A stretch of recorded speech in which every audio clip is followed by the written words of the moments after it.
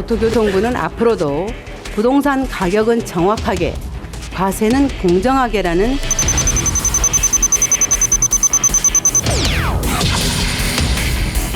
투자 부진이 지속되고 수출도 둔화되는 등으로 해서 경제 성장의 모멘텀이 강하지 않은 상태에서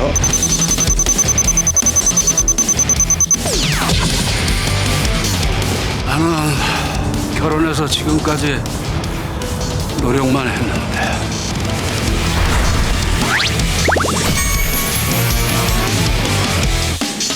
막 정치, 사회 뉴스에 가려서 경제 소식 좀 놓치고 있었습니다. 뭐 이게 좀 어렵기도 하고요. 그래서 이게 먹고 사는 문제니까 경제 자꾸 숫자로만 나오고 신문에서 뭐라 그러면 이게 저도 사실 보면 잘 모르겠거든요. 그래서 오늘은 건국대학교 경제학과 최병훈 교수님 모셔서요. 제가 어려운 얘기하면 중간에서 다 자르겠습니다. 제 선에서 제가 못 알아들었으면 무조건 자르겠습니다. 그래서 아마 그러면 대부분 맞을 것 같은데요. 네, 최병훈 교수님 모시고 오늘 경제 얘기 좀 해보겠습니다. 어서 오십시오. 네, 안녕하세요. 예. 네. 교수님. 학생들 수준 말고 제 수준에 맞춰서 예. 요게 사실은 제일 저는 중요하다고 봤습니다. 확 옵니다. 5,000원. 예. 이거 5,000원. 예. 이거 소맥 말면 예. 10,000원입니다. 예. 이거 옳지 않습니다. 네, 뭐 이건 어쨌든 뭐 저도 그런 마찬가지입니다. 느낌. 저도 네. 마찬가지고요. 저도 뭐 주로 술을 조금 하면 되게 소주를 많이 마시고. 자, 요건 교수님 말고 주당으로서 말씀해 주세요. 이거 어떻게 봐야 됩니까? 이거는 사실 이 5,000원 가격이 오르는 것은 저는 이게 좀 문제가 좀 있다고 봐요. 주류회사에 제가 이제 재무제표를 좀 봤어요. 일부 신문들에서는 이제 인건비 상승, 최저임금이 상승해가지고 했다는데 그거는 뭐 사실과 전혀 관계가 없는 얘기고요. 아, 예. 오히려 인건비 비중은 줄어들었어요. 아, 소주 가격에서? 예, 줄어들었어요. 매출 원가에 줄어들었습니다. 네. 그래서 뭐 그 해당 소주 회사에서도 그러니까 최저임금 인상과는 관계가 없다고 이제 이런 해명자료도 내기도 했고요. 네. 그러니까 이제 소주 이제 그러니까 원료가 이제 가격 이제 인상돼 가지고 그렇다고 이제 회사에서는 얘기를 하는데 예, 제가 볼 땐 소주 원료 가격이 설득력이 별로 없는 게 네. 이 소주 원료 가격이 뭐 그렇게 크게 바뀔 저 가능성은 저는 없다고 보고요. 그래서 제가 욕 먹을지 모르겠지만 예. 건강한 소주를 만든다 그러시더라고요. 사실은 가격이 낮으면 우리는 건강할 수 있는데 그러니까 너무 안 올렸으면 좋겠다는 생각이 들고 그러니까 최저임금 문제나 이런 게 아니고 인건비 대비는 오히려 줄어들었군요. 예. 어쨌든 근데 원료 이게 가격이 매출액이 줄어들면서 영업이익률이 이제 떨어졌어요. 지난 2년 동안에요. 네. 그러니까 이 영업이익률을 인위적으로 끌어올리기 위해서 가격을 올리는 인상이 좀 크고요. 네. 그다음에 이제 조만간에 이제 이 주류세를 이제 변경을 합니다. 방식을요. 예. 세금 매기는 부과 방식을요. 네. 그게 이제 어떤 방향으로 전개될지 모르는데 만약에 이제 주류세 변경으로 인해서 소주 가격이 좀 떨어질 가능성도 있어요. 세금이 줄어들게 되면요. 예. 그러면 이제 그때 이제 그러니까는 그 가격을 내려야 되는데 그렇게 되면은 그 부담을 피하기 위해서 미리 좀 올리는 것도 있는 거죠. 아, 그래요? 예, 그런 이제 지금 이제 그 지적도 나오는 이유가 알겠습니다. 그래서 정부가 이건 좀 제가 볼 때는 예. 좀 찬찬히 살펴볼 필요가 있습니다. 네. 예, 소주 가격을 인상할 요인이 정말 있는지에 대해서. 예, 알겠습니다. 최병훈 교수님이 지금까지 어떤 경제 문제를 얘기할 때보다 예. 훨씬 더 그렇습니까? 눈에서 예. 뭐랄까요? 살기가 생기가 알겠습니다. 고맙습니다. 이렇게 해서 앞으로도 저희들 경제 문제를 조금 더 쉽게 여쭤볼 테니까 예. 밤늦게 좀 나와주십시오. 네네. 특히 소주 문제는 그 경제학자 이전에 예. 주당으로서 예. 뭔가 계속해서 좀 감시를 좀 해주시면 맞습니다. 좋겠습니다. 예, 관심을 갖겠습니다. 네, 오늘 경제 소식에서 그냥 제가 제일 많이 본 숫자는 아마 14.02 같습니다. 예. 첫 번째로 보면 예. 14.02. 예. 예, 이게 뭡니까? 그냥 뭐 공시지가 뭐 나오고 뭐 여러 가지가 나오던데요. 오늘 이제 그 전국 주택에 대한 공시지가가 발표가 됐지요. 예. 확정돼가지고 이제 네. 확정이 됐죠. 그러니까요. 그동안 뭐 이의 신청도 받고 그래가지고 최종 확정이 된 건데. 네. 그게 이제 특히 전국으로는 이제 한 5%대 초인데 5.24% 정도 되는데. 네. 서울이 이제 그러니까 지금 제동 씨가 말한 이제 14.02%가 지난해 대비해서 올랐다고 이제 얘기를 하고 있습니다. 그러면 서울이 14.0에 올랐으면 여기 우리 앞에 음악 감독님은 지금 집이 예, 그러니까 이거는 지금 해당 사항이 지금 없는 거고 공시지가하고 제가 이렇게 물어보니까 서울이 14.02% 올랐다 그러면 서울 지역에 사는 사람들은 이제 그렇게 생각할 수 있어요. 이거 집 가진 사람들은 이거 다 세금 폭탄 맞는 거 아니야? 예. 이렇게 지금 예. 될 수 있거든요. 예. 그럼 이거는 어떻게 봐야 되는 겁니까? 그러니까 공시가격 상승은 내 집값이 올랐다 이런 의미는 아니잖아요. 그렇죠. 근데 일단은 서울만 기준으로 보더라도요. 예. 한 49% 이상은 무주택자예요. 그러니까 네. 이제 한 50% 대상으로 이제 일단 유주택자로 이제 좁혀지게 되는 것이고요. 예. 그리고 이제 이 공시지가라는 것이 일반 시세하고는 좀 다른 개념입니다. 네. 그러니까 우리가 이제 그 부동산 공시가격에 관한 법률이라는 게 있는데 그 법에 따르게 되면은 적정 가격을 산정을 이제 정부가 해가지고 예. 그 산정하는 이유가 이제 세금을 매기기 위해서 네. 재산세를 매기기 위해서요. 하는 기준으로 이제 가격을 이제 산정하게 돼 있는데 이 적정 가격이라는 것이 그러니까 시장에서 정상 거래가 이루어졌을 경우에 성립할 가능성이 있는 가격으로 이렇게 돼 있어요. 네. 네? 그러면 이제 그러니까 근데 그게 일반적인 우리가 얘기하는 이제 시세가 될 수 있겠는데 평균적인. 네. 근데 그 시세가 다 적용되는 게 아니라 전국 평균으로 보게 되면 그 중에 그 가격의 한 68%만 이렇게 적용을 해가지고 네. 공시가격을 산정하다 보니까는 네. 예를 들어서 만약에 서민들이 만약에 한 뭐 3억 원짜리 공시가격이 한 3억 원이라 하게 되면은 예. 실제 그러니까 가격은 한 5억 원 안팎에 그러니까 5억 원 정도. 예, 5억 원 예. 안팎에 그러니까 시세로 되는 이제 그러니까 주택이 공시가격으로는 한 3억 원 정도 되는 것이고요. 네네 그렇게 예. 되는 거죠. 그렇게 되면은 이게 사람들이 14.02% 세금을 더 내야 된다는 의미로 받아들여야 되는 건 아니죠. 그러니까 아니죠. 지금 예. 설명을 들어보면 예. 그러니까 이 공시가격이 일단은 그러니까 시세하고 상당한 차이가 있는 거고요. 한 30% 이상 차이가 네, 차이가 있고. 그다음에 그 공시가격에 대해서도 한 85%만 또 적용을 해요. 네 그게 이제 시장 공정가액 비율이라는 게 있는데 100%를 다 적용하는 게 아니라 공시가격에도 85% 정도만. 예. 네 알겠습니다. 서울만 14.02% 오르고 다른 지역은 어떻게 됐습니까? 예를 들어서 그러니까 우리가 지방 같은 경우 대표적으로 지금 경기가 안 좋은 지역으로 우리가 네. 부울경이란 말을 많이 쓰고 그러죠. 예. 부산, 울산, 경남 뭐 이런 지역에 예. 조선업이 많이 밀집돼 있는 지역이요. 예. 이런 쪽 지역은 공시지가가 공시지가 상승률이 마이너스입니다. 공시가가 오히려 떨어졌고요. 예. 알겠습니다.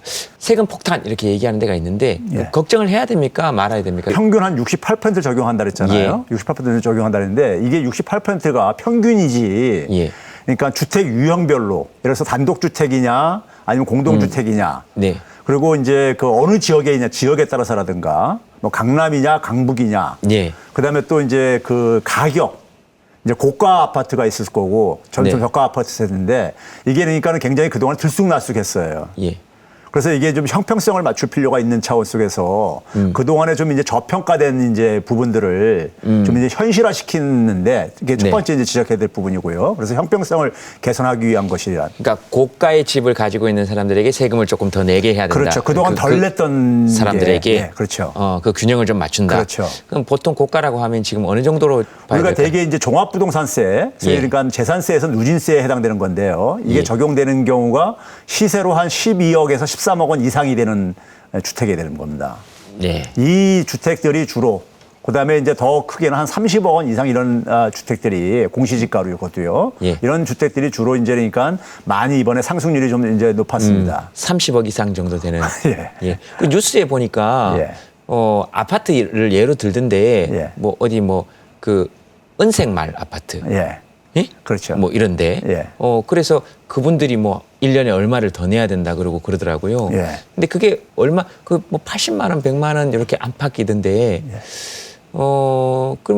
그럼 그러니까 그렇게 비싼 주택 뭐 거기도 뭐 모르겠습니다만. 예. 그러니까 예를 들자면 예. 그 경우를 제외하고는 그러면 크게 뭐 걱정을 안 해도 되는 겁니까? 그러니까 이제 아까 제동 씨가 거론한 그런 아파트 같은 경우는요. 가격도 많이 올랐어요. 예. 그러니까 막 이제 1억 원 이상이라든가 수억 원이 올라다 보니까 예. 재산 가치가 올라갔으니까는 네. 그거에 비례해 가지고 그러니까는 재산 가치가 크면은 클수록 세금도 더 비례해서 증가할 수밖에 없는 거잖아요. 네. 거기다가 이제 과거에 저평가가 됐었기 때문에 그걸 예. 이제 현실화시키는 과정 속에서 이제 일부 지역 같은 경우는 우리가 서울이 14.02%지만은 일부 이제 그러니까는 뭐 이 소위 우리가 이제 마용성이라고 지난해 한참 얘기하고 있었는데 뭐 용산 일부 지역 같은 경우 한 30% 오른 데도 있어요. 네. 공시지가 상승률이요. 네. 반면에 이제 우리가 공시지가 기준으로 한 3억 원 정도 되는 3억 원 이하가 3억 원 이하 주택 서울에. 예, 이 주택이 한 70% 됩니다. 네. 그러니까 대부분 서민들은 네. 사실 그러니까는 거의 그러니까 이 공시지가 14.02%라는 것이 의미가 없는 숫자고요. 네, 네. 예. 그럼 공시지가 3억 원 이하의 집, 그러니까 보통 네. 이제 5억에서 이 정도 거래되는 데는 오히려 공시지가가 하락했네요. 하락한 데도 있고요. 일부에서 예. 하락한 데도 있고, 그다음에 올라도 네. 그러니까 뭐 재산세 내는 것이 한 몇천 원 정도 더 이렇게 이렇게 오르는 정도에 네. 불과합니다. 비싼 집 사시는 분들이 좀 걱정하면 되는 거군요. 그렇죠. 그동안에 이제 상대적으로 국가로부터 혜택을 알겠습니다. 받았었던 거예요. 비싼 네. 집을 갖고 계신 분들이요. 알겠습니다. 다음 본 숫자가 이제 마이너스 0.3입니다. 이것도 오늘 많이 봤습니다. 아, 예. 마이너스 0.3. 예. 이게 사실은 저는 0 밑으로 내려가면 머리가 아파요. 마이너스 0.3. 이거는 뭡니까?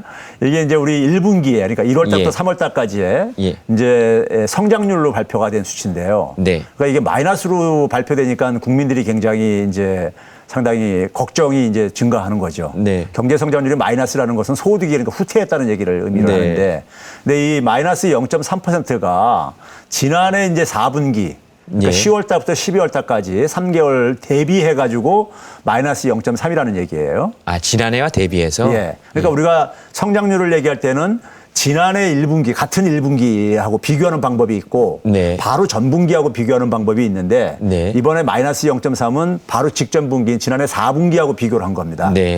그래서 지난해 1분기하고 비교하게 되면 한 1.8% 올랐고요. 네. 소득이 여전히 오르고 있는 것이고요. 아, 비교 대상을 하면 지난해 그렇죠. 1분기보다는 그러니까 올랐고. 소득은 그러니까 1년 전보다는 올랐다는 얘기인 네. 겁니다. 평균적으로요. 근데 지난해 4분기하고 비교할 때 우리가 한 가지 조심해야 될 게 뭐냐면요. 예. 지난해 4분기가 성장률이 굉장히 좋았어요.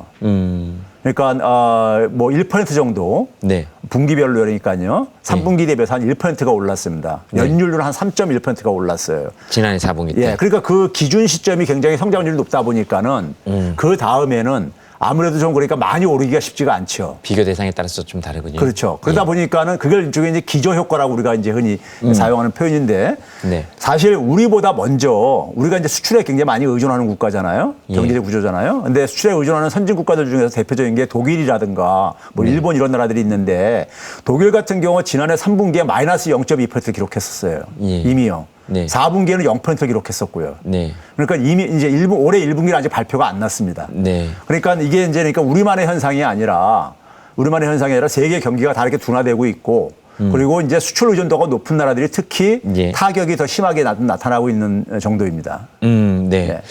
그러면은 이게 그렇다고 심각하지 않은 걸로 또 받아들이기도 그렇잖아요. 그래도 그렇죠. 마이너스라 그러니까. 그런데 이제 저는 이제 뭐 이런 표현이 좀 약간 역설적으로 들릴 수는 있겠는데 지금 이게 수출 타격으로 생기는 것이고요. 예. 근데 이 수출 타격이 반도체 우리가 최근에 많이 들었잖아요. 반도체 수출이 감소한다고요. 그래서 반도체 수출이 감소하게 되면 반도체가 수입하는 것도 많아요. 예. 삼성전자가 반도체 수출하려면은 네. 반도체 제조 장비도 많이 수입을 해요. 네. 그래서 그게 되게 기업의 설비 투자로 잡힙니다. 그래서 설비 투자가 한 마이너스 0.9% 정도를 깎아먹었어요. 1분기 네. 때 성장률을요. 그러면은 근데 이 반도체 산업이라는 것이 자동차나 조선업들에 비해서 그래도 다행이라는 표현이 좀 적합할지 모르겠는데 이 고용 창출이 상대적으로 적은 산업이에요. 네, 네. 예, 그러다 보니까는 사실 최근에 지난 3월 달에 우리가 고용 지표를 보게 되면은 역대 최저로 높게 나왔거든요. 최고로. 예. 그 얘기는 결국 뭐냐면 수출 감소가 네. 고용이라든가 내수에 미치는 영향이 상대적으로 제한적이라는 것을 이제 의미하는 거기 때문에 국민들이 그렇게 너무 이렇게 위축될 필요는 없다고 생각합니다. 네, 알겠습니다. 모든 게 궁금해질 때 tell me oh yeah 뭐가 널 행복하게 하는